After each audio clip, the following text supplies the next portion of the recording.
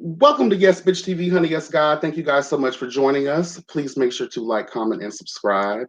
And tonight we have a special show for you today. Yes, God. Justice League Unite, honey. Yes, God. To unite the world. Yes, honey. To unite the world. I forgot the shit. Fuck it. Ebby reviews, honey. Yes, God. He took me off guard. What the hell? What the hell? You know me, girl. Spur of the moment tease. Jesus. Hey, boo. The Wizard of Reeds, L Teddy 27 official. What up? What up? What up? What's good, people? What's up? I'm here. Wonder Woman, giving you really that. BTV, honey. Yes, God. And giving you all things real and all the tea. Giving you the real tea. Yes, ma'am. Him and that damn shot. And what has brought us here this evening? Yes, honey, the fabulous and the lovely and the very, very funny professional shit fixer, Imani Vanzap, honey. Yes, God. Yes. Yes. Yes. So glad to be here. Yes. Thank you so much for joining us. We appreciate it. Having me. Pleasure. It's everything. Because these girls need their shit fixed. Oh, okay. We just got started. Okay. And before we get to helping these girls fix their shit, I wasn't gonna do this in this one, but fuck it. I'm very interested in getting to know who you are, and upon doing a little bit of research here and there, I came across some very interesting things. So before we get into Chasing Dallas, would it be okay for you to just give the girls a breakdown, an education on who you are, and what brought, and then leading up to what brought you into Chasing Dallas? Yes. So I think the best way to describe this is I'm sure you probably heard of a little family that we have called Time. All right. Started by my nephew, Eric Dillard. Okay. And so I'm, of course, Imani Vanzap, professional shit fixer. My nephew, Ty Knights, trap rapper. You might want to have him on too. He's a lot of fun as well. And then my niece, Melody. And so pretty much the way all this started, Eric is an artist. That's what he does. And along the way, he wanted to kind of reinvent himself and do different things. And so all of these energies started coming out. And of course, I would be the first. So you're right. Okay. All right. I know that's right. Somebody else to add to the list. We're gonna get the nephew on here. You said it's you really want to get Ty on here. I'm telling you, that is a time. He's a troubled millennial, but I believe that there's hope for him. I do believe that there's hope for him. I believe him and his girlfriend Keisha are quarantining right now. Oh, okay. Yeah. Well, email me his information, and we'll reach out to him, and Yes, I will be sure to do that. But coming to the answer to the second part of your question for Chasing Dallas, I do have a new relationship with Reese G, one of the executive producers on the show. He and my nephew have been friends for quite a while, and so he thought it would be good for me to just come on there and just basically just help to try to, inspire and cut up and slay the young people, as they say. And so I wanted to come on there and do the best that I can, and I think I'm doing a pretty good job. I'll let you be the judge of that. Oh, I've been enjoying you. I don't know if you've watched any of our reviews, but I have been loving you. Thank you. Yeah. I've only disagreed with one thing, and we'll talk about it. But I have been loving you. You know, your highs and lows of the week. I've been here for all of it. Okay. Yes. That's been so okay. Good. I love it. So overall, I guess. If we want to jump on Chasing Dallas, well, before we go to jump, just staying back with Imani before we go to Chasing Dallas, because I know we'll have a lot of time for that. But I do want to ask her some questions. Just outside of Chasing Dallas, I'm sorry, really, because I see you ready to cut my throat, and that's okay. I love you. But I just wanted to ask you, can you tell us a little bit about your presence and or activism within the community? With if you can talk to us about, some things that you may have done in and around the LGBT plus community, specifically the Black LGBT community. And when you talk about all of the people descended from the Caucasus Mountains, we're talking about those of us. Yes. That comes from me, right? From Mother Africa, okay? Yeah, so if you want to give us a little bit about that, because I do think that is important. That's a good question to talk about. It is indeed. I thank you for asking. Yes, I would definitely say I'm very much an ally of sorts. Have done a lot of work with the transgender community here in Atlanta, where I am. And they have, different platforms that are built to promote people of the arts that are coming from transgender communities and that want to get funding for, for school, education, housing, things of that nature. So I'm very involved in that. Also taking place with a lot of things in terms of just AIDS walks and other HIV related organizations that try to spread more awareness and just helping young people to know that be yourself, but just we're living in a different day, so you've got to be smart about what you do, and at the end of the day, love is really what is going to help to power education and all things needed. So anytime that I'm asked to come in and kind of help to champion whatever the platform is trying to advance things for Black LGBTQIA plus individuals, I am all there for it. And so it's just an honor to be able to do things like that. Mm-hmm. And now, again, real quick, because since he brought that up, this brought me to this other question. When you look at the state of the Black LGBTQI community, what would you say needs to be paid attention to or fixed?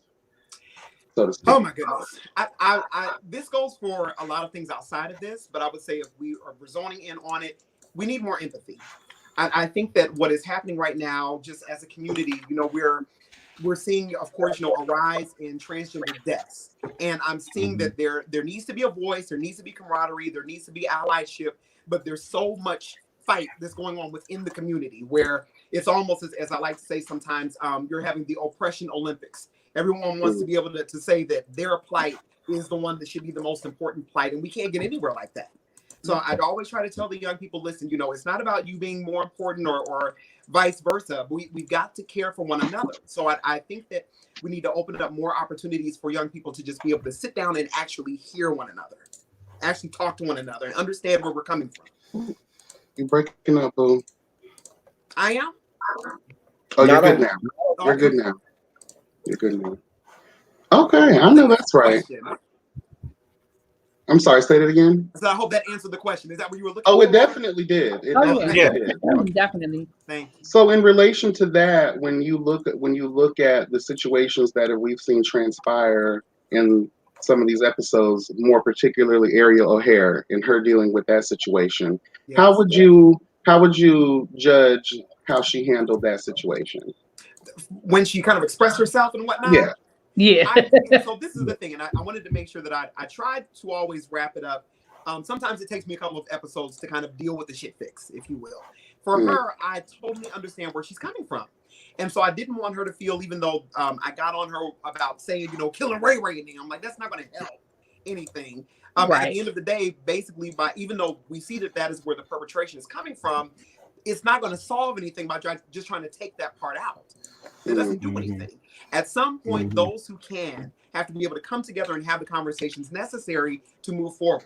And we talked offline. And one thing I want to make sure that people know and that your audience knows is that no matter how spicy some of my shit fix reads may be, we talk offline. I've talked to just about everyone on the cast offline, and me and Ariel had discussions about my review of her response to that situation, and just that I get it. Go off, be angry, make your voice heard, scream, holler, do it. But wishing death upon another person, that's only going to bring it back to yourself double fold. Right. Totally agree. All right. And go ahead, Really B. I know you have. Well, I was just going to say, and when we had Ariel O'Hare on here, one of the questions I asked her, and this maybe piggyback on what you spoke on a few minutes ago. Yes. As someone who's a friend to the community, what is it that we can do as allies? So I understand her anger too, I get it. But what is it that an ally that when with people like yourself who work, with transgender and we see what's going on, what is it that we as allies can do other than empathy, like I get it, but what can we do? Asking questions. I think one of it takes two. So I think that the start of it is just being open, and knowing that, okay, someone else that when you're an ally to a community is understanding what that means. As an ally, I'm benefiting from some sort of privilege that this other demographic does not have. And so it's not meant for me to, as much as I want to maybe stand up for these people, to take the mic and speak up for them unless asked. And so I think sometimes where some allies maybe go wrong is, first of all, just in combating and having arguments, that doesn't get you anywhere. But then you have the other part where they feel that they've learned enough. And so now they want to kind of like take the torch and run in place of the people who are having the issues. And I don't think that helps either. So I think just asking questions and being open is the most generous thing emotionally and socially that an ally can do. But then inversely, as I was saying, with my my baby Ariel, for the community that has the plight, you have to be willing to teach, and don't assume that everyone should just jump on board. People are not going to understand. They're not going to agree. There's a whole lot of things that may not fall into place right away. Have patience with people, and as long as both parties enter in with love, then you can get somewhere. But we live in a day now where so many people, I don't even want to say young people, just from the orange on down, everyone thinks that they know everything, and we can't hear each other. That's why we're in this mess right now. We're all, instead of being able to sit down at the table and talk, we have to, get online and send hello, and we shouldn't be in this state. But when everyone thinks that they know everything, we can't get anywhere. So listening and being open are the two best things that people can do. Okay, thank you. I appreciate that. Yeah, I appreciate that. Yes. Clear, concise, to the point. Oh, wow. It actually answered the question. That's what we're doing today. That's what we're doing, Abby, today. I mean, we done had some interviews where we needed a roadmap to get to the answer, honey. By the time we got done. We ain't got time for all that. What we got to do? You got to do what we got to do. Well, I assure you, we will give you longer than 2 minutes on this here. That's okay to the show. I didn't mean it that way. No, I understand. We will definitely give you longer than 2 minutes. Oh, and they only gave you 1 minute last week, but that's a whole different story. Sorry, guys, to interrupt. The cat's meow. Yes. Yes. How are you? Hi, Imani. How are you? I'm good. How are you? Wonderful. Good to see you, baby. Good to see you too. Good to be seen these days, honey. Okay, listen. And not viewed. Come through. And not viewed. Come on. You better say it again. Not horizontal. Come on, somebody. Okay. Since we're in the mojo of basically talking about the LGBTQI plus community, and not to continue to stay on one subject, but as it pertains to Chasing Dallas, now that we're basically almost finished at this point, when you look around at the cast, can you give us if you feel like it, you don't have to, give us your personal breakdown of each cast member? Like, what do you feel like they're doing right, or what do you think they need to fix? Okay, and I'm gonna try to go through it. So if I miss anyone, just let me know. We'll let you know. Don't worry. We got you. Or what, better yet, like you, because I'm kind of going off the top of my head. Do you have a list there, and you call it out, and I can tell you? I can just name off the top of my head because we didn't pretty got the notes. That's better. Let's start with Ariel O'Hare, since we were just talking about her. I think we have baby summed up. I think in a nutshell, and I'll probably say this a few times, not to be redundant, but I love when I don't mind the getting all down with it and ratcheting and the confessions and everything. That's fine. Make sure that you're going after your craft. Make sure that you know what to do after this platform is done. I think that all too often, this is for everyone. I think that all too often people get on these shows and that's where it stops because they're glad that they're getting the views and the followership and all of that. I want to see people in their craft. So coming right back to Ariel, I think that that's the best thing for her right now. She's a seamstress, a designer. She makes amazing garments, made one for T.S. Madison that went viral. I think she should ride off of that success and the beauty that comes from within and just really make a name for herself with that. And as we said earlier, just be passionate about the things that you care about and the things that frustrate you, but don't create another problem. So just be passionate, but be focused. That's all I want from my baby. Right. 1 second, I apologize, Imani Vanzap, honey. Helping me fix my shit is my husband, Buddha Lee, honey. Yes, God. Yes, God, Buddha Lee is in the building, honey. Yes. Thank you for joining us, husband. Okay. You okay now? Okay, did you put the tampon in her, and to soak up all the wetness that's going on down there, dear one? Sweet God from Zion. Dear God. Okay. Dead.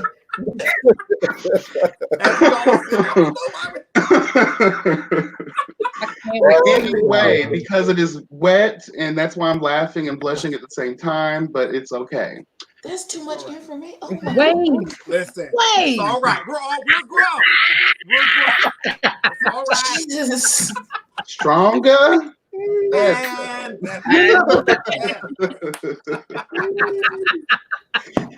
Now, Lord, oh dear God. So we're finished with Ariel, right? Yes.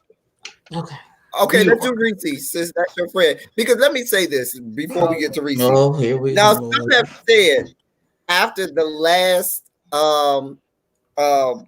episode of your segment that they feel like you are aligned with Reese and that you're an apologist for Reese. I've heard that being said. And so as we bring up Reese, I do want to give you a chance to speak to that if you want.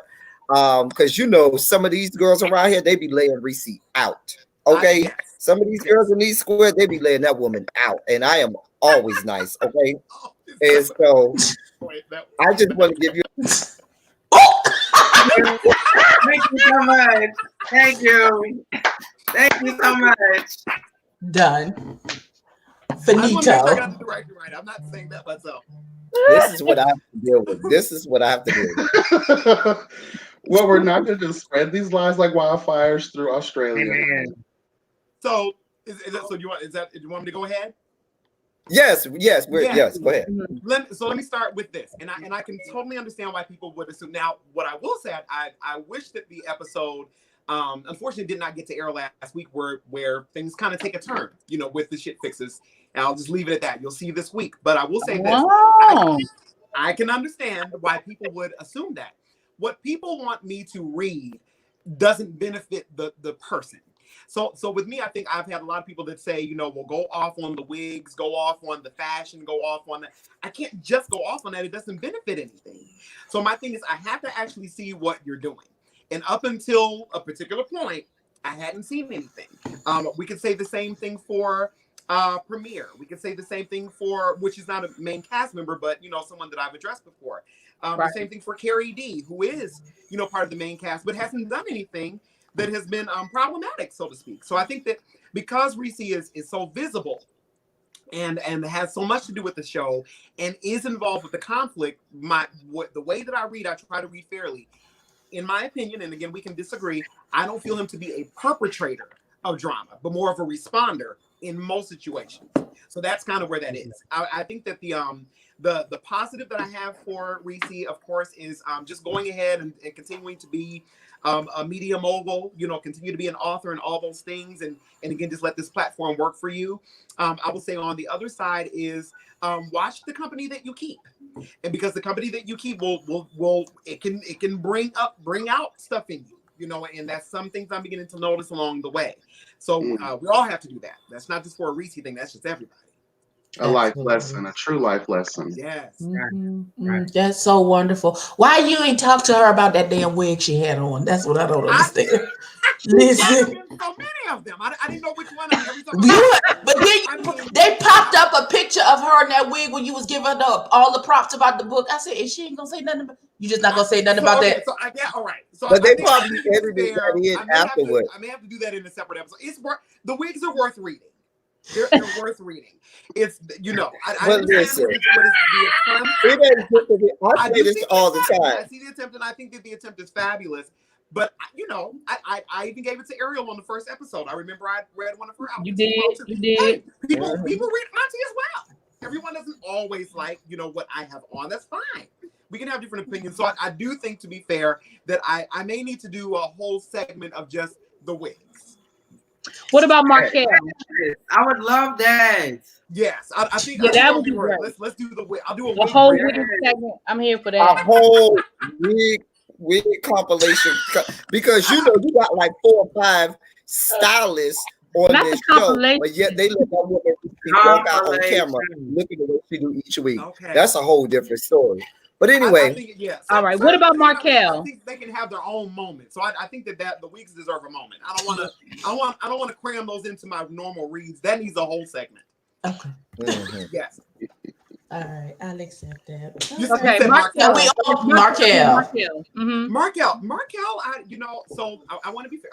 I've been very, very brutal with Markel's reads. When it comes to Markel, I'm going to tell you, I see a broken soul. I see somebody that I don't think that he knows who he is yet, and I don't think that that's a bad thing. I don't think that that's a negative.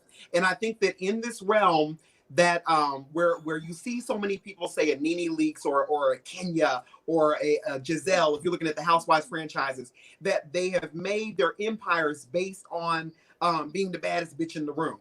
And I think that is okay. It's something to pursue, but if you don't temper it with something that makes you likable, then at the end of the day, you end up getting dragged by everyone. Mm-hmm. And what I've noticed, and even the people that I've read, pretty harshly before and had to give, my analysis on, they may do things like, with Ariel or even George. I have some different words for George coming up that you'll see. I may be able to criticize them on certain things, but then they're always doing something that kind of counteracts that. With Markel, I don't really see that yet. And I'll be a little bit more descriptive of that. When Trey Howard had the white party. Number one, you're at the white party and you're not wearing white. Okay, Markel was not wearing white at the white party. That was a problem for me. That you're at someone else's event. You're not in code. Don't you come in here, Every, with that barbecue sauce garbage because he was lying. Don't come in here with that barbecue sauce garbage. Oh my God! Because I spoke to. If you could just get because he listen. I spoke to that. Stop! Shut the hell up, boy. I spoke to Markel about. I'm like, why would you? It was all white. Why would you have a turquoise shirt? That doesn't make any sense.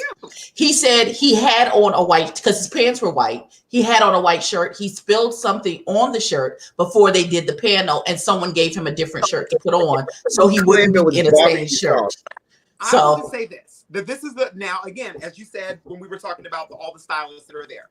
I'm pretty sure that there was a tablecloth or some napkins. We could have. I'm serious. I'm with you. No, I'm with you. I'm with you. Come on, tablecloth and napkins. Come on now. Listen, you have some we very got industrial, innovative designers that are on that show that could have whipped him something together. Yes, really God. To where we didn't have to have that shirt. You know what you call it? Got safety pins. King Kane got safety pins, bitch. And I understand his style more. I'm sure he had some safety pins. They could have whipped something together for him really quickly.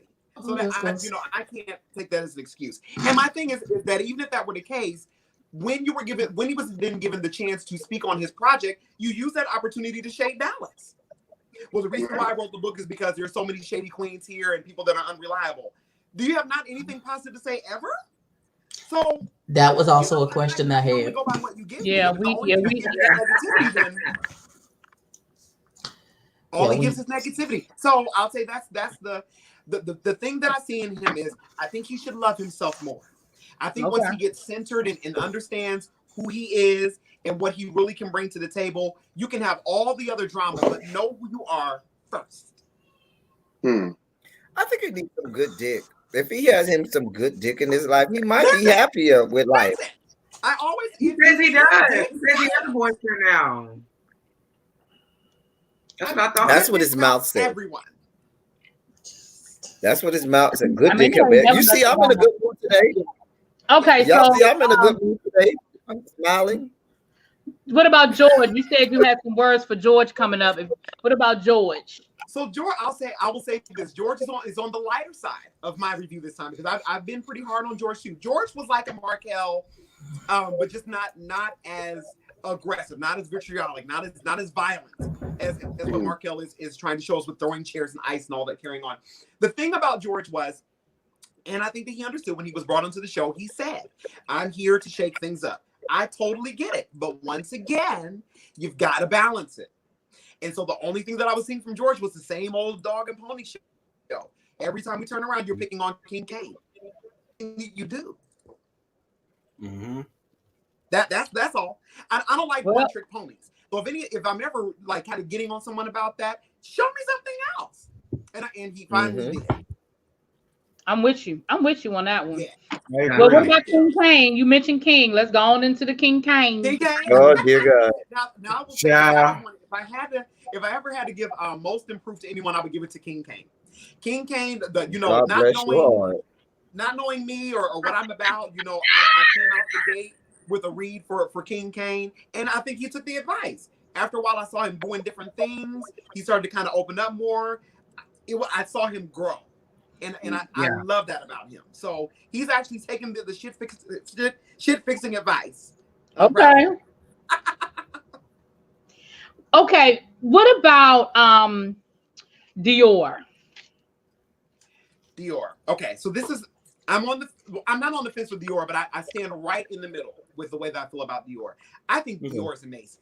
I really do. I think that he has a beautiful spirit. I think he has an amazing story. I think that he is doing a lot to overcome that. He's helping, he changed the young girl's appearance when she got robbed by the other person for her prom, and he turned that thing around for her. So I see a lot of good in him. I still see a hood rat. I still see that. I still see it.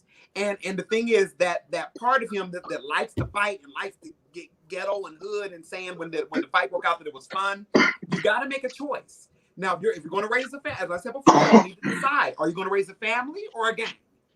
You can't do both. So when it comes to Dior, he needs to decide if he's ready to really step into that parent role. Okay. I agree. Yeah, would you agree? I think so. I do agree. I agree. I think that if you are going to take the responsibility, I'm not. I know El Teddy has children, and when you're going to take on that responsibility and you're going to claim somebody and you're going to say, "Hey, these are my kids," I do think there's a level of responsibility in what your impression. I mean, you can't control, but you definitely cannot condone. And there's a difference. I can't control you, but I'm not going to condone. The guy, yes. Yeah, the guy. I understand what you're saying. Condone, but right in the middle of that is where I believe the good parents are. You have to guide them, and I don't see guidance. I see love and I see loyalty, but I also see a little bit of an approval for madness. That's got to change if you're going to become a real parent. Well, I think too, one of the problems that I have mentioned in my review is that how can you help those in certain areas of life when you yet have been able to conquer the demons of your past? As we see the trauma that has carried throughout his lifetime with his family situation, how can you yourself be a good parent to someone else when you yourself haven't figured that part out? I think that's a wonderful. Oh, I'm sorry. Go ahead. Oh, go ahead. No, go ahead. I don't want to. I was talking. I think that's a good observation. And I think that sometimes you don't see it until you see it. So I think for him, it is good to have someone come on, such as myself, and kind of review the behavior to see how everyone feels about the behavior. But there's some people that don't know how they are until they see how they are. That's true. I think that if they decide to do another season, I think that you'll see a big difference in some of the characters that are on the show, because they're going to see that what they did not come off as wonderful or as innocent or whatever it may be as they thought in the moment. So this show does give room for growth as well, and I think that you'll see that in him. I'm hoping. Okay. What I was going to interject about as a parent, just real quick, really, I'm going to put you out, okay? Introducing Scotty. There are some things that as a parent, when I have kids, I have gay children. There are some things that my gay children would dream of doing in my presence. They might do it when they're at the club with just their friends or whatnot, but they know that there are certain things that I don't tolerate. You know what I'm saying? And so my whole thing was, I wouldn't, as a parent, I wouldn't even have to be at the point where I have to hold them back, because they wouldn't even be trying to get in a fight in my presence like that. Exactly. We have stipulations, and we have how we go about things and how we do things, and so I just wanted to say that goes into your parenting as well. If your children don't change how they react, or if your children don't change how they behave around you, then where's your impact? Then what are you doing where's your influence as a parent? How are you changing who they are as a young Black gay male and things like that. Because if I had no impact on my children, I wouldn't have them. What was your, if I can ask you, I think that's a wonderful observation. What was your upbringing like? Was it more wholesome? Was it more together? You mean as a child or in the gay like you said, because you're able to give that. Did you receive that as well? Did that help you in that way? I think more so in my upbringing. I was raised by my grandparents who were both very loving. I was raised with a grandmother and a grandfather who were there, who loved me, who was always there, who never, strayed away, who always supported me in any and everything and all my and everything that I did. Now I was big out on left field because I respected them too much, but and they influenced who I was, and I kind of did that for my own gay children. I was like, I'm not like that. And when I would choose my children, I would say, you kind of wild. Bring your ass on over here. Let me talk to you for sit on down. Yes. Bring your ass on. Sometimes you can't give them choices. You can't give choices. Choices are options that you don't have. You can't give options and choices sometimes. And that comes from my education background as a teacher. I do believe options and choices are a good thing because you do have to let people figure themselves out. And the only way to learn is sometimes by falling. And that thing I believe is really important. I think in certain situations, I believe having more control is good. But when it comes to major life decisions, think about how we were all made. I don't think any of us probably had a cushioning past. You know what I'm saying? And the people we are today, I'm still surprised I came out to be a level-headed bitch based on a lot of stuff. But I don't necessarily think that's you ain't the only one. The case.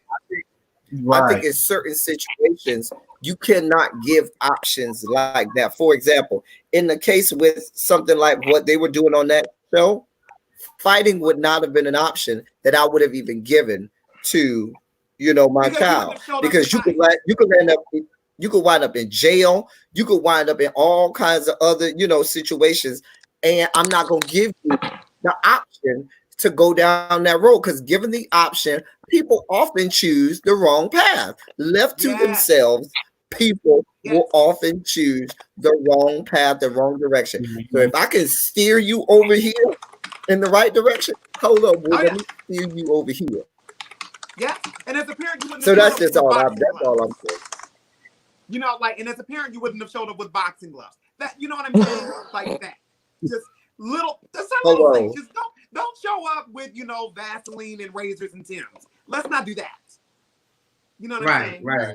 And if you had made it through the whole lingerie party without fighting, baby, when we went outside and they said, "Oh, let me bring fuck boy in here," I would have said, "Nah, we good. We about to go home. Me and my child and my crew, we going home. Because I ain't got time for all of y'all fuckery." That's what I would have did. Yeah. I agree. Well, let me ask you this. Speaking about the fight, when you saw that episode and then the next episode, you saw that production kind of had their hand in that, how did you feel about that? So, and you'll see a little bit more of this on Thursday, but I'll give a little teaser here. I was disappointed. Because I saw more. It was the running theme had always been that it wasn't the setup, but then when we're seeing 1,733 cameras, set up, then I have a little issue. So that's kind of how I felt about that. It was like, okay, it's not set up, but I can see literally the only camera missing was a flying drone overhead. That was all. Okay, so since we're on production, let me ask you this. How do you feel about Reese being both a part of production and a part of the cast? Just stealing my questions. The same way that I do. That's my question. That's my question. That's why I always call Reese O'Neal. I will say. Thank you. It is, and this is just being real, because you have a biased way of looking at it that you cannot help, because you're on the executive side of, and I'm sure that, even with our panel today, I'm sure many of you have worked in production, you understand these things. You have above the line and beneath the line. and the above the line doesn't really do too much with the beneath the line for a reason. And so when you get involved with those situations, things can be kind of skewed. As the same way with Shawnee O'Neal on Basketball Wives. It's her show, but her need to be on camera has ultimately tainted her image. And so those are one of the things I'm trying to make sure that Reese understands, is that you have a very fine line that you're walking by being involved with the drama. You got to be on one side or the other. And we should not be even hearing the word production as much as we are. You don't have that. So I do see a problem in that needs to be addressed. Okay. Yeah. You can't be the hero and the victim at the same time. It don't work that way. It's hard. I'm not saying it's impossible, but it's hard to do. Right. It's so, very Imani, hard to do. Would you prefer him as a cast member or as a producer? The thing is I see the way that it stands now, I'm going to probably say producer, only because he doesn't want to get involved with a lot of the drama so much. I do see potential on both sides, but I think that where Reese's heart is, that doing the production side, I've seen him work on other things before. I think that's where his soul is. Okay. Yeah.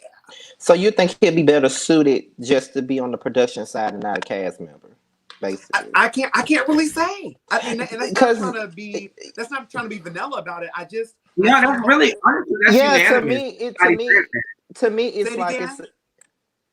Go ahead, Kat. I say it's unanimous. Everybody says that. Everybody who we ask says that they would prefer him as a producer. Oh, okay.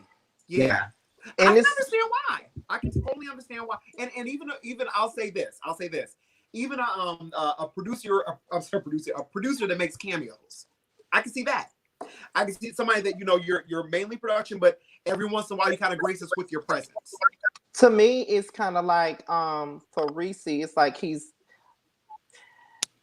he shouldn't be on the show, but at the same time, you see potential. Like you said, you see potential in both, because it's kind of like he's good as a cast member, but then at the same time, he's a producer, so it makes it bad for him as a cast member. So it could work either way, but at the same time, you got to choose which one. He's better as a producer. Yeah, they do. Yeah.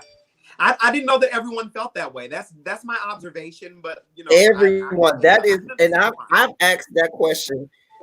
We have interviewed just about everybody on the cast except for Trifling Ash, Trey Womack, but that's a whole different story. Right. Can you give us your opinion on Trey Womack? Every single person. My goodness. Every single person has said he's better as an executive producer. Yeah. How do you feel about Trey Womack? Trey Womack. I think Trey Womack's sweet. I really do. I think he's a sweet person. But I did have to say it, and you'll see it coming up. He did throw the first blow in the fight.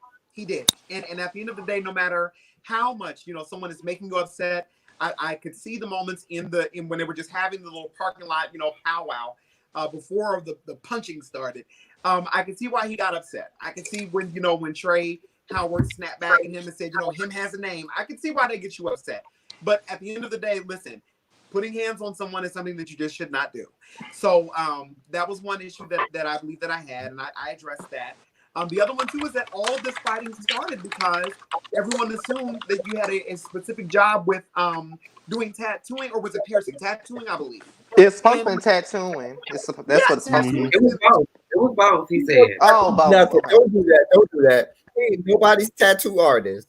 Don't do that to tattoo artists across the fruit. I'm just saying that's what he was. That's what he said he was. Well, because he was, and a lot of drama ensued because I can tell you I'm straight. Yeah. So I just again, if he could be a tattoo artist, I could be straight. Yeah. Oh my God.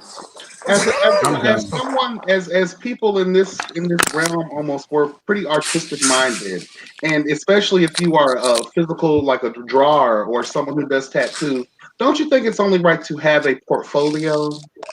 Yes. To show your work. He has to listen. Your portfolio, even if your portfolio is your Instagram, however it is. I mean, things work a little bit different than they did back in my day. But I will say that you need to have some sort of record of the work that you're doing. If everything is just verbal and we don't have anything to go by, then any assumptions that people come up with is all fair game. We have nothing to go by. Do you feel like? Do you feel as if coming on to shows of such as this, you need to show proof of concept? What is it that you have in production or working on? We understand that some people may be coming to this not already established in their own right, but at least show proof of product, proof of concept, especially if you're a tattoo artist. I do believe that. I'll answer it 2 different ways if you'll allow me. I think that the initial premise is yes, that everyone that shows up, if you a bad bitch in your lane, we need to know why. We need to know it. We need to know. We need to see it. It needs to be researchable. And then, if it is not, then that is what your storyline needs to be. And the verbiage should change. I am an aspiring, whatever said vocation is, and then let's let your storyline be based on you aspiring to become that. But a lot of times, once again, when you get these platforms where people don't want to look like they don't have it, and I think that honestly maybe circumstantially befell my baby with that. I think that he just didn't want to be looked at as not having that. But then you see that there are problems that can come from that. So either come up with it, show up with it, or let your storyline be that you're trying to achieve it. And both are good. But I think that's one of the problems with young people. I think that's one of the problems. Nobody wants to be seen as still on the rise. Everybody wants to appear as if they're already at the mountaintop, right? And they neglect that there's a path to the mountain. They're not there. Nobody in their 20s tell me that they're at their peak, because if you tell me that you're at your peak in your 20s and or 30, then something is going wrong with your life. Listen, that's right. I'm just saying overnight.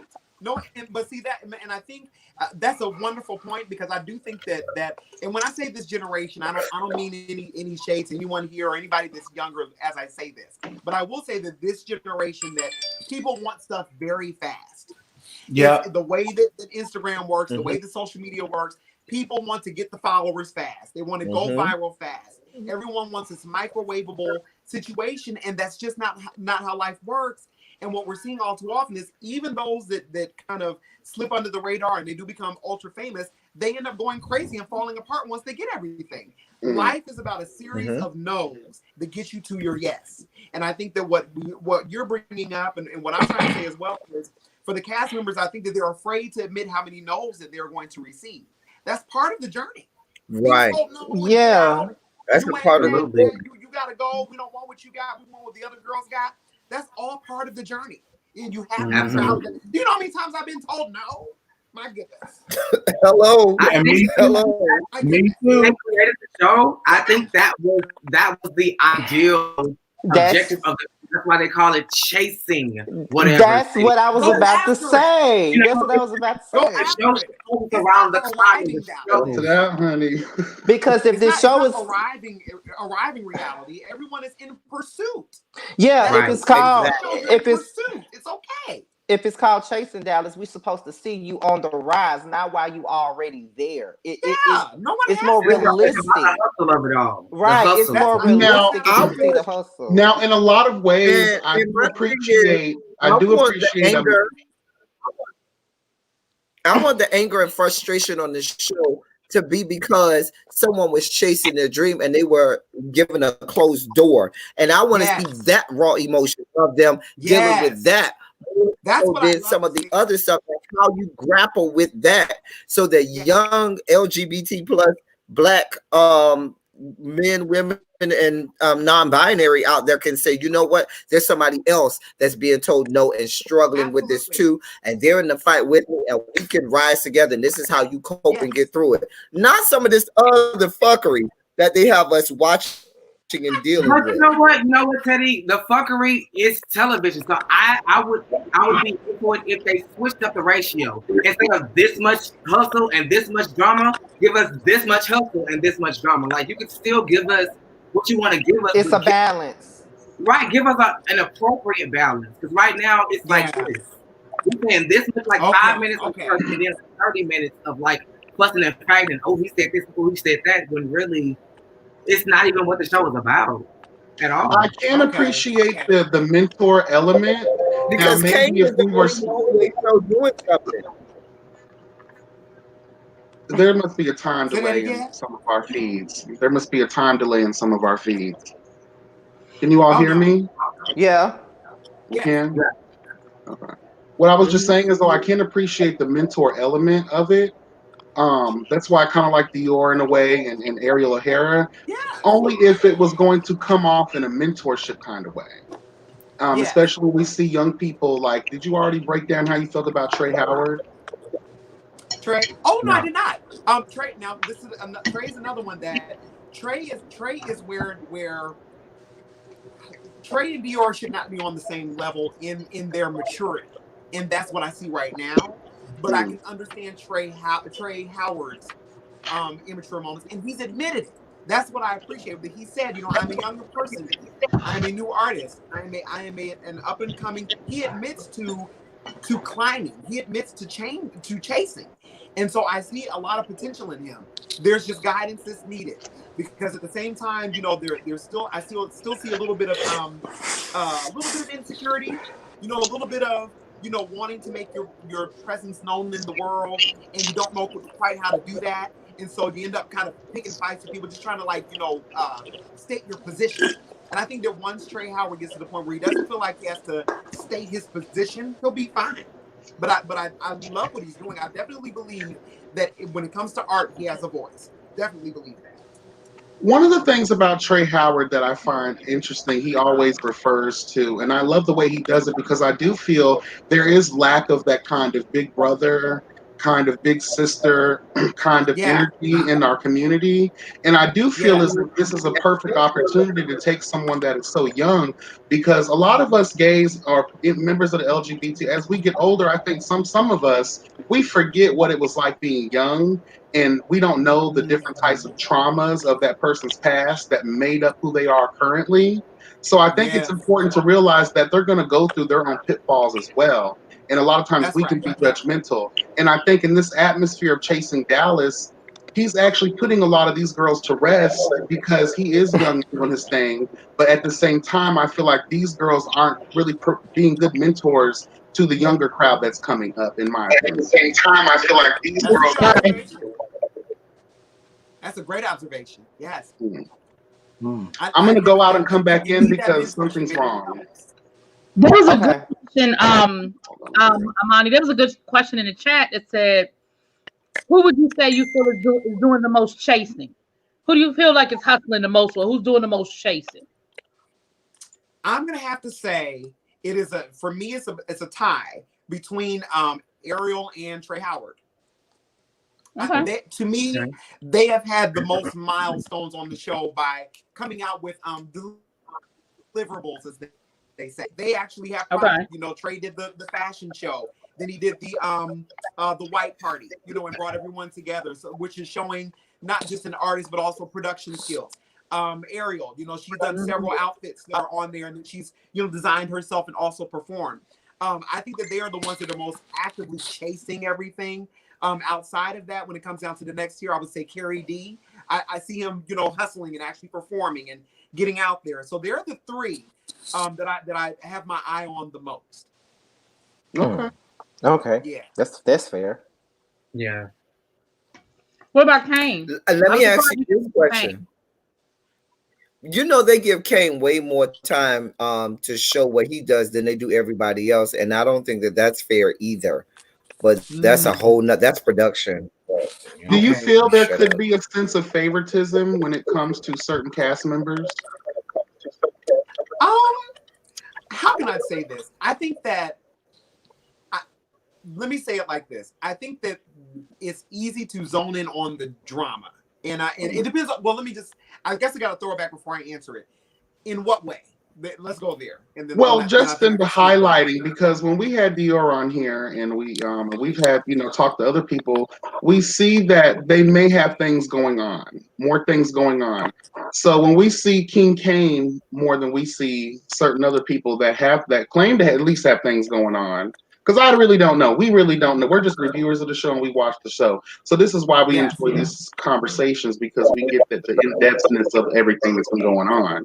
So I just feel like in certain ways that there's like Reese, for instance, or with Oliver's team, I feel like those were situations. If you're the EP, you already have the clout that you need. So in my opinion, the last episode that we saw highlighting what Reese had going on, don't you think that could have been better served for someone else? Or when we had Oliver come on, you know, I see what and you're then saying. those types of situations. Well, I'll say this. Having been aware and involved in different productions too. I would be more inclined to say it's what all were they able to capture, as opposed to that they showed the favoritism. What footage did they have to work with? Okay. One of the things I joke about them with is that, you know, they have certain, you know, episodes where no one's doing anything.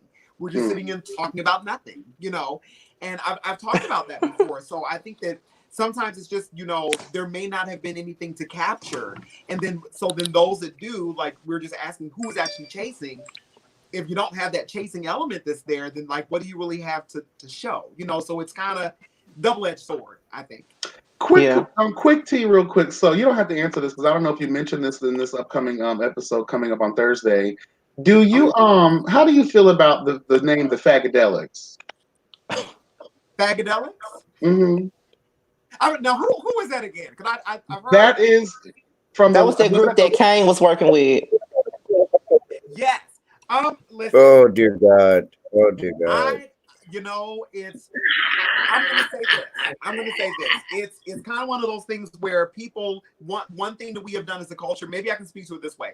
As a culture, I'll go black first. As a black culture, we have words that we have liberated. You know, that you hear people say it, and you know, you'll tell someone, "Hey, don't say nigga," and well, I'm fine with it, and we're liberating the word, or you know, I come from the era of, you know, Queen Latifah, who you calling a bitch, you know, that's where I come from. Right. But then now we've liberated the word. Now we have queen bitches all everywhere. So when it comes to Fagadelics, I know why it's there probably is a corny element to it, but then there's probably a derogatory element to it. But it could be one of those words that they just liberated. So I don't personally care for it, but I would assume that that's probably one of the things they would say. We took the word back and gave it power. Okay. Someone has something going on in their background? Imani, I have 2 questions for you. Yeah. I have 2 questions for you, Imani. Yes, one, have you been tapped to host the reunion? And 2, are you going to be doing these segments for Chasing Atlanta? You're my vote for the reunion. I will tell you that. Mine too. As far as the reunion, I don't think that I am. I would love to. I think they're going a different way with that. You know, from what I've talked with production, I don't think that they're one, and I'm okay with that. There are talks that I may be doing something there, but maybe not hosting. Okay. But I've heard they want Auntie in the house, and I want to be there. So it is all of our hope to be there. We hope to be there. Not with Miss Rona. Right. I would love to. Right now, there are some. I can't say too much about it, but I'll just say that there are some talks about Atlanta that I'm entertaining right now, and we can talk about it backstage. Don't worry. In the after party, we'll talk about that in the after party. Okay. After we get offline in the after party, we'll talk about more freely about that. Yeah. Okay. And what about Chasing Atlanta? Will you be doing these segments for Chasing Atlanta? I'm hoping so. I've been talking with a few of just a few individuals that have to do with that franchise, and I think that they have seen how having Auntie on the show has been fun for everyone. You know, and, it has been. I loved it. They want to have that as well too. I loved it. I really loved your segment. And let me tell you, them girls in Atlanta, need you, Mama. They need you. Okay. They do. That's going on in Atlanta. Okay. I'm curious to know would Auntie be interested in doing something outside of the Chasing reality series and doing maybe like Love and Hip Hop or, you know, something like that? Would you be interested? Would Imani be interested in fixing their shit as well? Yes, I actually. This is it was brought to me as a very different line of well, not a very different line of work, but I would say a different avenue that I can, you know, help out in. And this has really inspired me to want to do more. So what I'm going to wait until the new seasons of whatever said show is out there, and I want to jump in there and start fixing their shit as well. So you'll see videos coming up for Love and Hip Hop franchises. I want to get more into Housewives, Basketball Wives. I'm ready to do it. Yeah, there's some shit. Speak it into existence because I live for you. You are what I really look forward to in Chasing Dallas. Oh, Every time your segment comes on, I gotta put it on Instagram. I live for everything that is that you have to say because you speak with a level mind, and that's what I love. I'm 32 years old, baby. I love somebody that speaks with a level mind, that knows what they're talking about, that knows what they're doing. You have the confidence, and I live for that. Thank you. I appreciate that so much, my soul. Thank you, baby. Thank you. Hey, Wooda. Man, every time Wooda come on, you take me off. I already know it. But hey, Wooda, what's happening, pudding? We'll let it slide. We gotta be good. We gotta be good in front of Auntie. Okay. We gotta be good in front of Auntie. So I'm gonna let you slide today, girl. No, you right.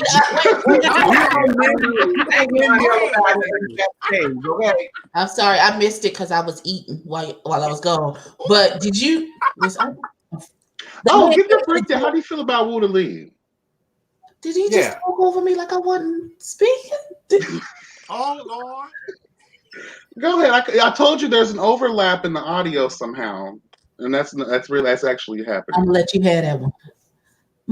Go ahead, Auntie. I'm gonna do the Facebook. What was happening? I think I missed it. Nothing. I was asking before someone started chitter chattering over me like I wasn't talking.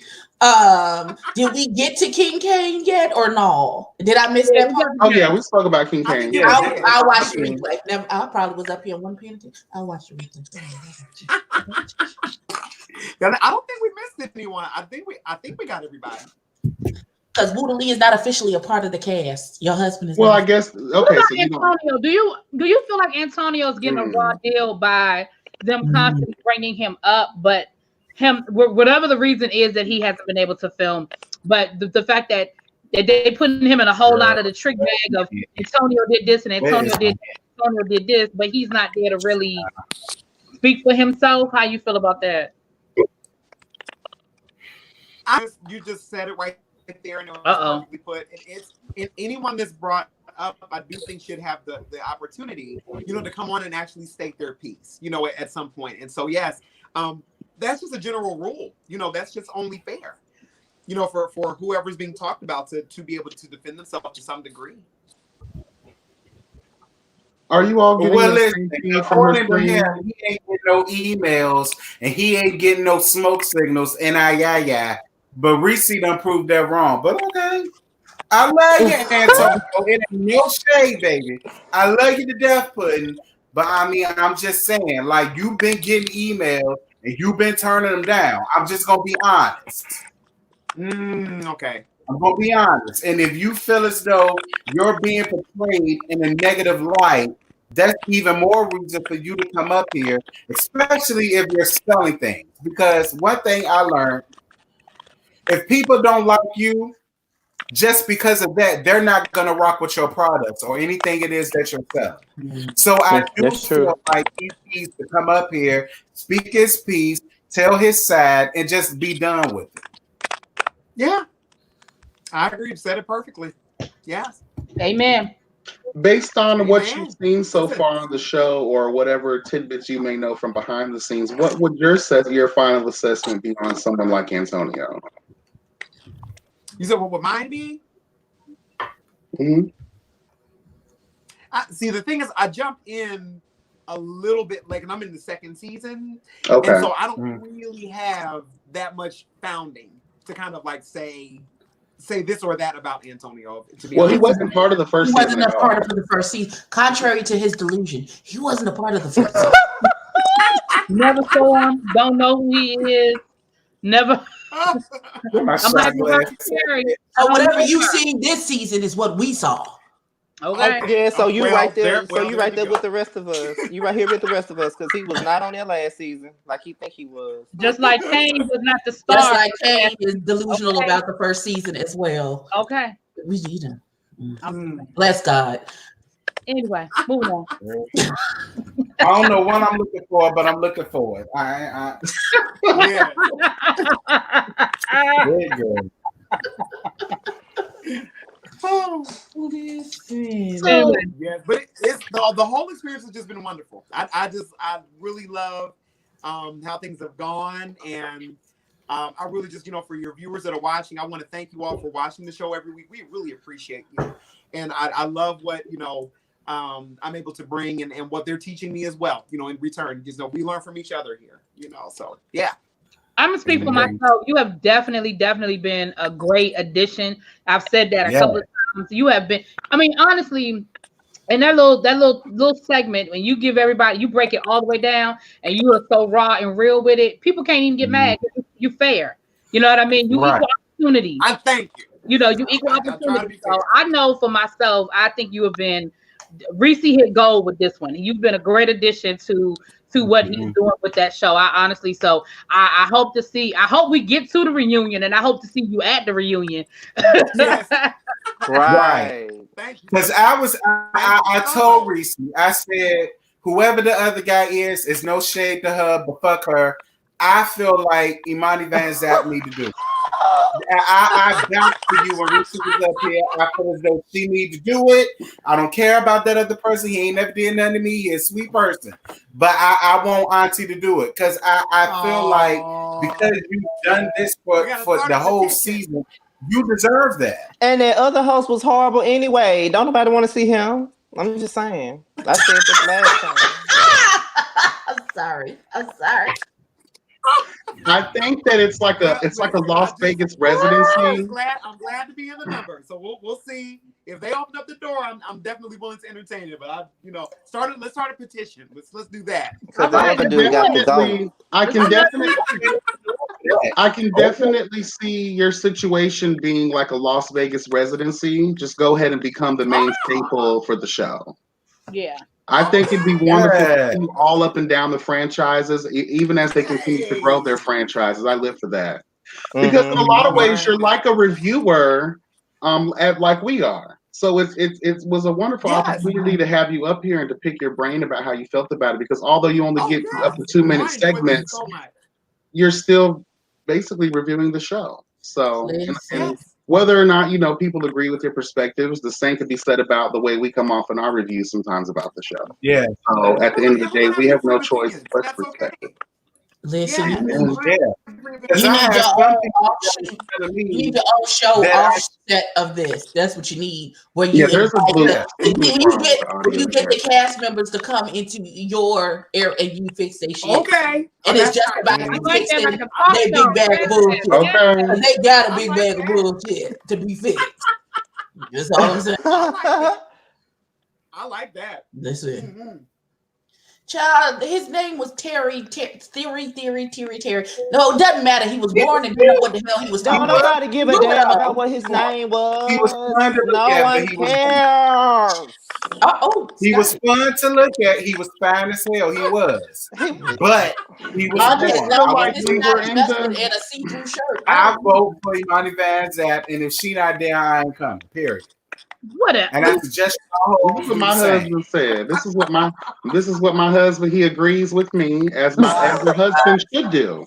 As all husbands should do. Agree with their wives. Agree with him for right now, because we already know what it is when the lights go out and it's 12 a.m. in the morning. So that's fine. I'll let him have it. I just need a ride from the airport to my hotel. Got that. I don't care what y'all do. I just need a ride. That's it. Y'all two doing the most.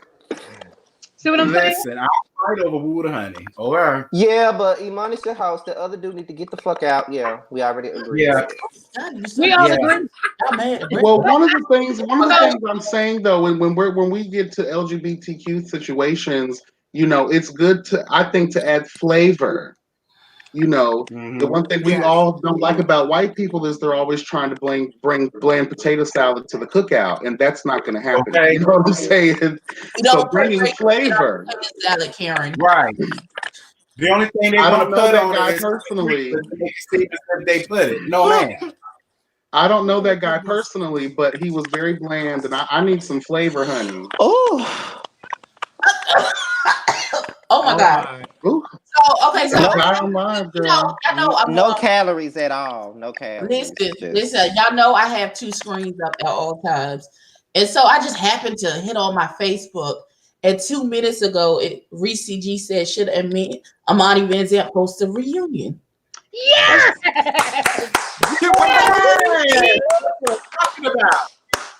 What happened? Say it again. Reese just posted on his Facebook, should you host a reunion? Yes or no? Yes, because the other motherfucker don't need to. Yes. Everyone put a yes God in the chat for Imani Vanzap to host the reunion. Oh my Everybody go to Reese's Facebook and vote yes on the poll. Yes. Okay, please help out. Help out. Yes. Let me get on Facebook right the fuck now. You better speak those things as if they are. Oh, that'll be Let me get on Facebook right the fuck now. They voting. And Scotty go write a whole paragraph in the comments about how the other man was tired and threw in the maid. Yeah, I know how Scotty do it. So, Imani, I'm sorry. No, I was just asking, Imani, do you watch the Come Up? And if you do, is that something that you would want to like venture into as well? I really think you should after seeing. I don't know about the Come Up. I'm so sorry.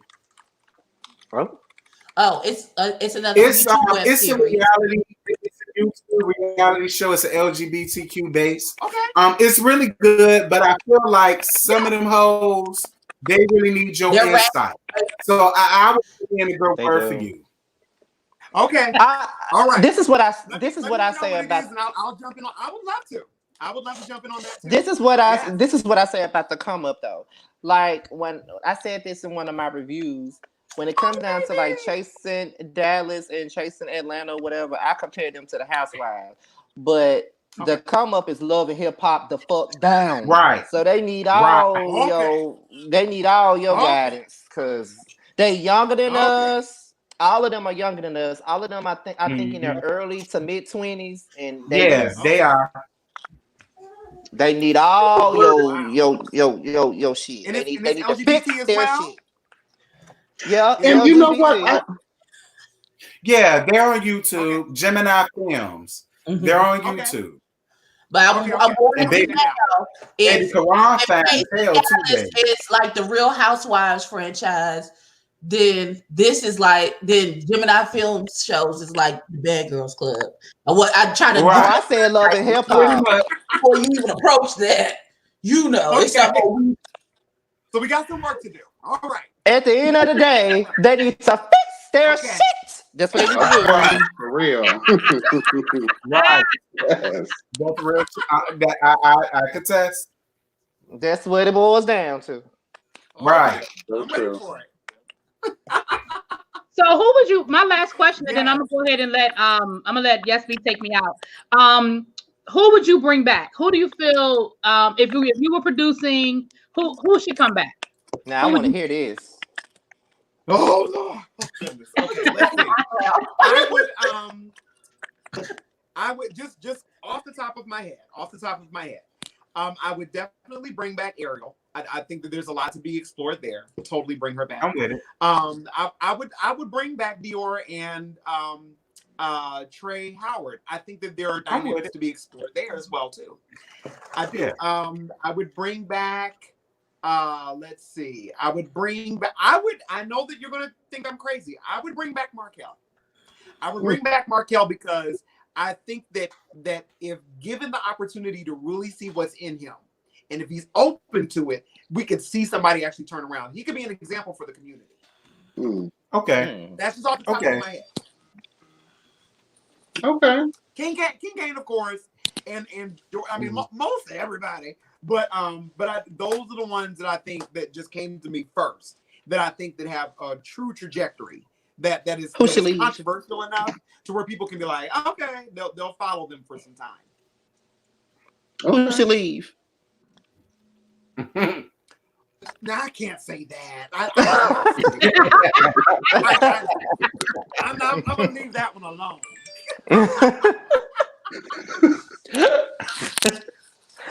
you're right, tried. Rudy. Markel is good TV because whether you love him or hate him, you talking about him. Yeah, So. definitely. And he shows love. That's one thing about those crazy moments. Yeah. Right. Yep. He definitely shows love, whether he agree with what you got to say about him or not. He do show love. So I respect Markel. I do. Yeah, I respect I do. him a lot. Yeah. He's one of the only ones that don't take the reviews too seriously. Right. Yeah, he's very loving when And it comes that's to the that. thing is the ones that they understand that listen, there is a lot that can be learned, but at the end of the day, we're here to just make put a smile on each other's face and enjoy the experience. That's really what it should be all about. Everybody doesn't show up with that intention, but that's really what it is. So I think that those that know how to play and we can keep it real, but we can also keep it respectful. Those are the ones that should come back. Right. I agree. And also sticking to the premise of the show. If we can just create a guided outline of the expectations of what we are looking for, that way you can weed out the fuckery and the people who aren't really doing much. And I think it's important to ask and see these schedules, proofs of concepts like we talked about before, because I think we need to take this more seriously because people don't take our lifestyle serious enough. They don't take anybody on the spectrum. You know, especially and people wonder why we advocate so hard about, you know, when we're seeing high levels of transgenders girls losing their lives. It's because you're treating them like trash, like they're nothing. You guys will go crazy over someone beating a dog or neglecting their animals, but you won't go crazy over when a human life is being taken. So that is exactly why I think having this type of unity and taking these types of shows serious enough is so important. And I hate when people jump down our neck as reviewers and say, oh, you guys are harsh, you guys are harsh. But you're talking to some level-headed LGBTQI plus members and level-headed females and allies to our community that we've been through some things. Yeah. So when we see the true potential of the show and these guys get on here and make a mockery of it, it's just like you just set our movement back. And the reason why some people don't even fuck with our community anyway. You know what I'm saying? It's because of the images you're portraying on the show. So that's why we go so hard. But can I say this? I wonder if and this is basically for me, Terrence and Yasss bitch, because you know we the gay ones in this. Well, oh yeah, you too. We gay in this bitch. So this is what I think. This is what I have to say about the situation. Is it just me, or does it get kind of irritating? It's kind of like. And we all know that shade room is the room for fuckery and coonery. So I don't even know why I be looking at the comments in the first place. But it's kind of like talk about gays getting murdered and shit like that. They are quick to separate us. They'll be like, well, y'all so worried about gay issues, but what about the black issues? As if some of us aren't black and gay at the same time. So why do they try to separate it like we're just not? Yeah, I think it goes back to what we were saying earlier. It's that being open and listening and receiving. Both people have to show up to the table to do business. And in doing business, that could be having camaraderie, having allyship, just showing love. Both people have to show up with that intention, or you don't get anywhere. So I in my opinion, what speaks to that. Okay, so here's my. You know what? And I will say this because I feel guilty about that because, like, for instance, Lil Boosie backdoor booty buster badass. I don't fuck with you. But when I looked at the comments and I saw how so many people was in agreement when it came to what he said about Dwayne Wade's transgender child, I got upset. But then I had to pull back and say, you know what? I can't get upset. This is probably how he was raised. So that it doesn't help the cause for me to get upset. I just let people have their opinions, and I choose to just let it roll off my shoulders. Yeah, because I can't make your opinion another way, and that's fine. That's your opinion. It is what it is. If I can speak to that, I think that to that point, when you have people like Lil Boosie and ones that say things that are ignorant, I don't think that they understand. And this is not trying to excuse any behavior or any type of rhetoric they may put out there. But I want to say this: a lot of people don't understand that there is a gradient within the LGBT community, and that every letter has its own gradient. They don't understand that. And so a lot of times they only know one thing. The only thing that you may have a little Boosie that knows from his limited mind is, oh, well, transgender means that you're going to, you know, cut off the this and add that. And that's not what it's, there's so much more. Right. But if we can't, I think a lot of people that would otherwise be allies, they already feel like they're being beat up on when they show up to the table with their ignorance. And we have to allow for them to be ignorant, and they have to be willing to be open. But when they show up with their ignorance, I think that immediately infuriates the people that are oppressed, and they don't want to hear anything. Yeah. We got to be patient with those that don't understand how complex the community is. We have to allow for that voice to be at the table. It matters too.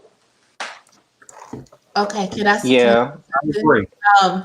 So here's my question, because I was told that I was giving too much and I was too invested when all the male gay reviewers, when they were in the shop and Rock said, please don't misgender me. Please don't cis girl me. Don't misgender me. Mm-hmm.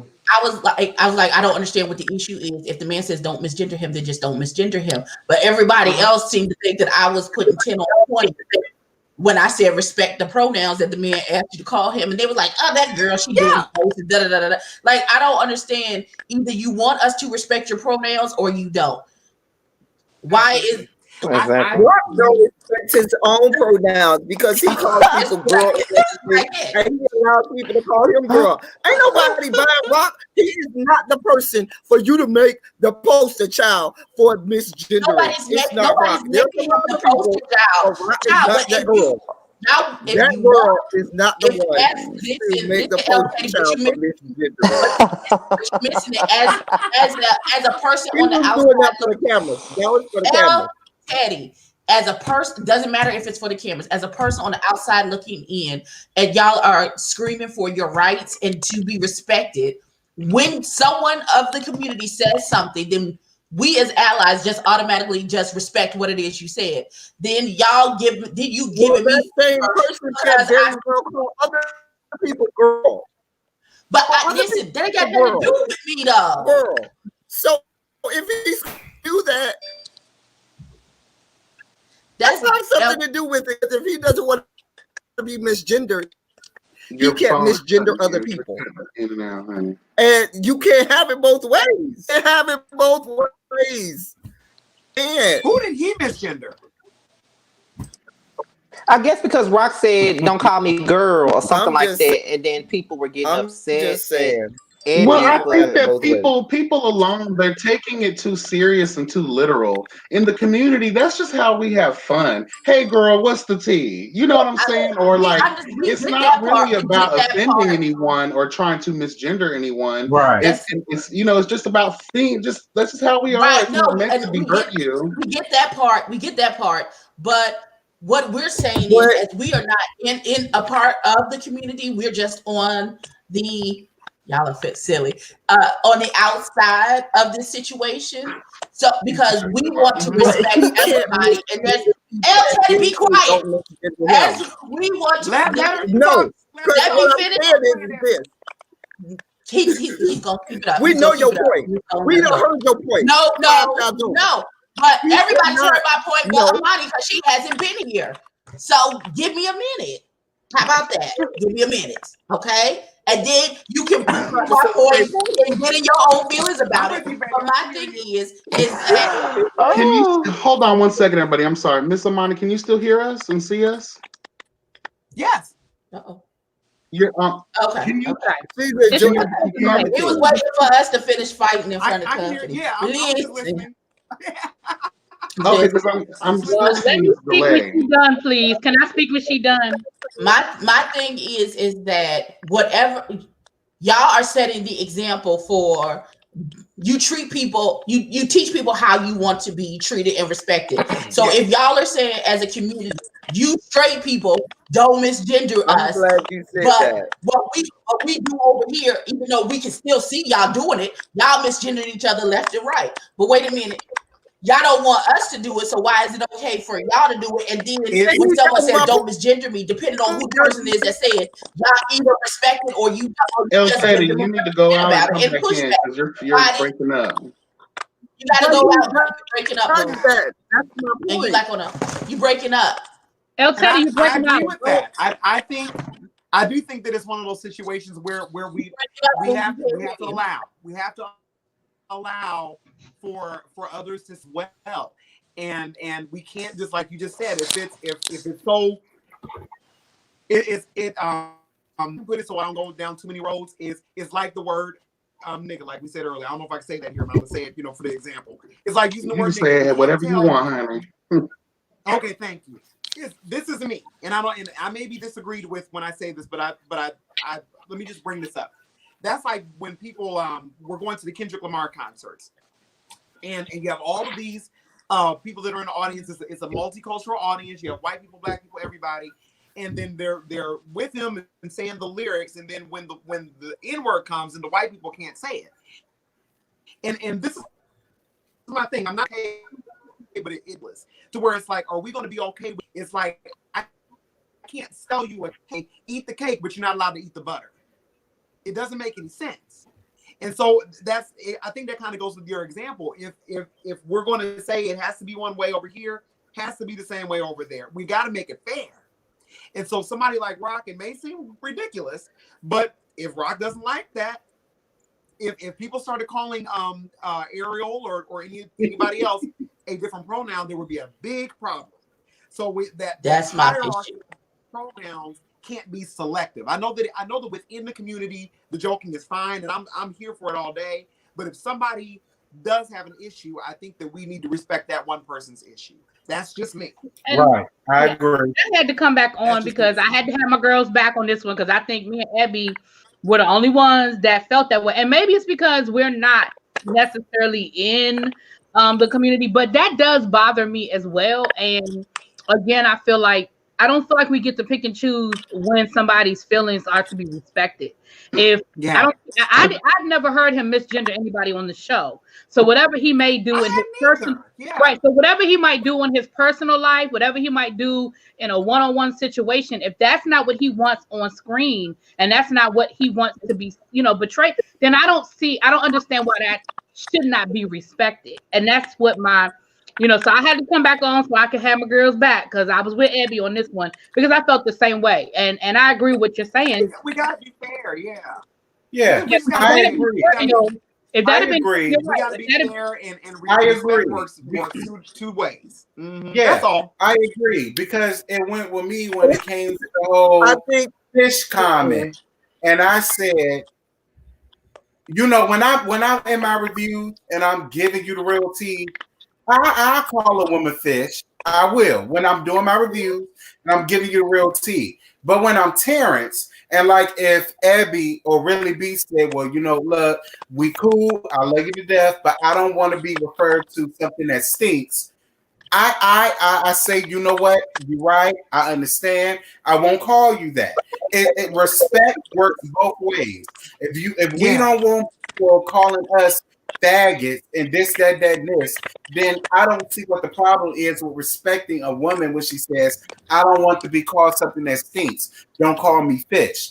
And I agree with that. Uh-oh. So I understand how Rock feels when he said, look, I get it. That's what y'all talk about, but I don't consider myself a girl. Don't call me that. Just like with my best friends. They'll mess around and call me girl. And they'd be like, oh, I'm sorry. I ain't mean to do that. And I said, girl, it don't matter. That don't bother me. Yeah. But it bothers him. So I understand. There are differences. We have to respect. Let's be clear. Yeah. That's all. I don't even mind Rock. I don't even mind Rock saying that. But first of all, nobody even referred to Rock as girl. But he said just don't do it. No. Hold on. Let me finish. Dear one, doll baby. Now, no one referred to him as girl, her, she, or any of the such. Rock, being a gay man of a certain age, knows that when you are in the gay community, that term is thrown around effortlessly.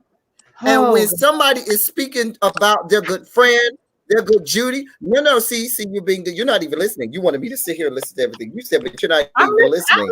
You're just shaking your head and you're waiting. But that's fine. I'm listening. I'm gonna get my point across anyway. I'm gonna get my point anyway. Not if you're talking.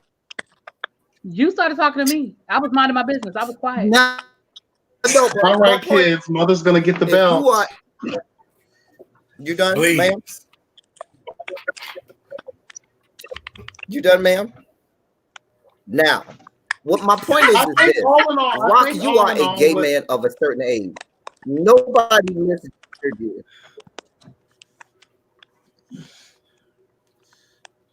I think all in all, wow. But that issue is the fact that he misgendered. He called Trey sugar, girl, honey, sister. So much he didn't even know if that was a girl or a boy. So he said, before you even get started, don't misgender me. I'm just letting you know. And I definitely respect that. And I think one of the people in the chat, Peanutters, said something that I'm gonna expound on real quick. I do believe that a lot of times within our community, we have those social groups where that vernacular is acceptable amongst that social group of the girls, honey. But you know what I'm saying? But also, I noticed too in our community, we use that term when we're around heavy feminine energy. So if we're around a gay guy or someone part of the spectrum that is serving us a little bit more feminine energy, I think we do find it a little bit more acceptable amongst that particular group. Does that make sense? Without even really trying to too much have the respect a little bit, because it just comes off like if you're serving fish, you're just serving fish. You know, that's just, you're serving us high feminine energy. So I will address you or just play around with like, girl, what's the tea? Or, you know what I'm saying? Of course, you wouldn't do that to someone who is masculine, because piggybacking off what else he did say, he didn't direct that statement or call Rock girl. Because why would he? Because Rock is definitely serving us masculine energy. He's not serving us feminine energy like Trey Womack does. No, you didn't. I'm done. Well, let me say this, okay? Let me say this right here. Let me say this. Okay. Now, when it comes down to the girl thing, I don't necessarily like the girl shit unless I know you. If I don't know you, let everybody know we're gonna go for a few more minutes and then we're gonna end it and go backstage. I gotta preserve some of my StreamYard time, child. Okay. And me and Terrence gotta watch Love and Hip Hop so we can film my videos anyway. Oh yeah, well, me too. Yeah. Oh yeah, all of us, I get. But yeah, I don't like the girl shit either. Sometimes, it just depends on if I know you or not. Like, I feel like if I don't know you that well, you don't need to be calling me this shit. But it also goes back to the fish thing too. I know I have a lot of female friends and they don't mind me saying fish. I said this in one of my videos. A best friend of mine that I've known since the first grade, she made a group message. It was me, her, and two other gay guys. And she had, in the name of the group is called Three Guys and a Fish. And she named it that. But I never knew that fish was a derogatory term until I looked on social media and I saw all these black women getting upset about being called fish, just like I never knew that queen was a derogatory term. Just like I never knew that. And I'm gay as fuck and didn't know that queen was a derogatory term. I just thought. Well, because you know, I'm 32 years old, but I was also raised around a bunch of older queens who lived by a certain code. So a lot of times it was just, again, to describe the feminine energy, like paying props and homage to when we're saying, girl, you look fit, you look like you're serving fish, bitch. That's just basically giving you a compliment and saying you're giving us regal realness, honey. You're serving us confidence. So really it's a compliment and homage to being female. Yes, God. Yeah, I just do this. Like, if you don't want to be called that shit, I'm not gonna call you that. It's just like with the exactly. word. Some women don't like to be called bitches by other males, whether you gay or not. They don't want you to call them a bitch. Right. And sometimes too, for me, it's like second nature. So I might be talking about, ooh, child, you know, you seen fish over there, or I just might say like, oh, girl, or just sometimes I say it to straight men by accident, like, child, girl, please. I'll be like, oh shit, I'm sorry, you know, because I'm so used to saying it, it's just second nature to me. So I don't mean it in a disrespectful way. At least I believe everything is about intention at the end of the day. And if your intention is good and pure and it's not meant negatively, those should be the signs and the vibes that you should be able to identify. Basically, that's how I feel. But is there anything else? No, I'm good. No, I think we have covered it. I think we've covered it all. Yeah. Okay. We covered what a lot of people wanted us to cover, especially about the fish thing. So I'm glad we covered it.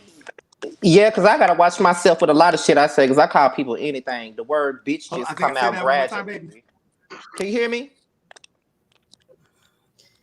Can you hear? Can you hear me? Scotty said he'll call a person a bitch in a minute.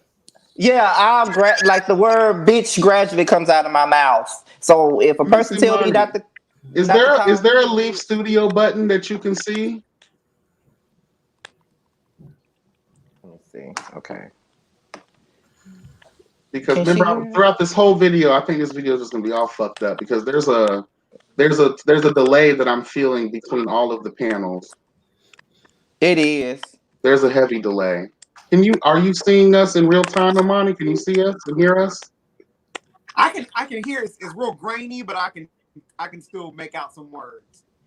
Is there a button that you can press to leave the studio and you should be able to come right back in and it should hopefully fix the problem? Let me see if I can do something. Let's see. Yeah, she's gonna come back. I love this. But I do want to take this time real quick to thank the chat. Sorry, at least me, I can't speak, but I haven't been that engaged. I do appreciate you guys for coming through the building, honey, showing love. Make sure you're hitting the like button, honey. You're commenting and subscribing to everybody that's here on the panel. The Cat's Meow, El Teddy, wherever the Wizard of Reeds has disappeared to, honey, probably off to go serve the land a good read or two, bitch. We appreciate you guys for coming through and sticking with us. Okay, Frankie William. Yes, I be reading the chat. I don't know about these hoes, but I read the chat. Who you calling on? In the chat and was in the chat having conversations. What you mean? I'm calling you, and especially this one. Ain't calling me a hoe. Just letting you know that. Ooh, wait. How did we get to hoes? Wait a minute. But yeah, before she got kicked off, what I was saying is I have to watch what I say a lot because anything comes out of my mouth. I'll call a person a bitch in a minute. I'm like, I'll call a person a bitch in a minute, then I'll be like, look, I ain't mean it like that. That's just my fucking word. I like to call people bitch. Yeah, you see, it's in my name, Yes Bitch TV, honey. So that's one of my favorite words. Yeah, I got a segment called "Bitch, Are You Serious?" That's a segment on my channel. So, again, I do believe it's all about the power of intention and how you're trying to get. Sometimes not what you're saying is how you're saying what it is you're saying. That can run people the wrong way. You can tell when I'm serious when I'm calling your ass a bitch. Now you can tell. When that thing right here goes to bubbling over on your head, I just go to dying laughing. Because I'm like, child, someone get this child some heart attack medicine. Take an aspirin because he's about to bust a blood vessel in these girls. But I believe that's everything. We are going to go backstage and chop it up real quick and do it like that. Make sure you guys are following the Chasing Reality brand. Make sure you're Chasing Dallas premieres. Well, they tried to premiere, honey, every Thursday at 8 p.m. and also the Come Up. The Come Up on Gemini Films comes on Sunday at what, Scotty? I think 6 y'all time. I saw it every Okay. Okay. Definitely because we're all LGBTQ. It's all in the same umbrella. So if you support one, I really want you to support the other. So definitely hit them up as well. And I want to say before I go, this was a great interview. You answered the questions. You didn't take your go-kart and drive all around the block to answer a question. You answered the questions. Like we didn't have to pull your damn teeth and give you a root canal so you can answer the question. You answered the question and you kept it 100, not 50, not 30, not 10. You kept it 100, and that's all that matters. So I enjoyed this interview. I enjoyed this. Me too. Thank you. I had a wonderful time. I did. Make sure you follow me, Imani Vanzap, on Twitter and Instagram and Facebook. Everything's right before you. Thank you so much. Do you have anything else that you're working on that you'd like to take the time to promote? Yes, just if you you go to any of the platforms, as I said, Time, the creative family that we have, there are many shows that are coming out with that. If you come to my channel, it'll route you everywhere else. So just come to Imani Vanzap and I can take you everywhere else you want to go. Yeah. Are you on YouTube? I just followed you. It's going to be under my nephew's channel. So go to Eric Dillard. That's going to be ERIK. Last name Dillard, like the department store, DILLARD. And that takes you everywhere as well, too. Okay, cool. Panel, I appreciate you. As always, Justice League United once again for another wonderful sit-down conversation. Indeed. And this was really cute. Again, chat members, we appreciate you guys for coming through and showing love. Again, please make sure you are liking, commenting, subscribing to everybody on the panel. Every Reviews, thank you so much for joining us. Really DTV, thank you so much. Scotty, Mr. Still Standing, we appreciate you. Giving you the real tea. El Teddy, the cat's meow as well. We appreciate you. I'm going to hold on. I want to give the cat's meow an opportunity to say bye, so I'm going to bow you out. Really quick, okay. Cat's meow, do you want to say something real quick? Hey, I'm about to post your Cash App. I want everybody in the chat to donate to Yes Bitch TV because he has brought us all together, and without him, like we wouldn't be here. Oh, thank you so much. I appreciate that. Thank you. I appreciate it. Thank you so much. Yes, bitch.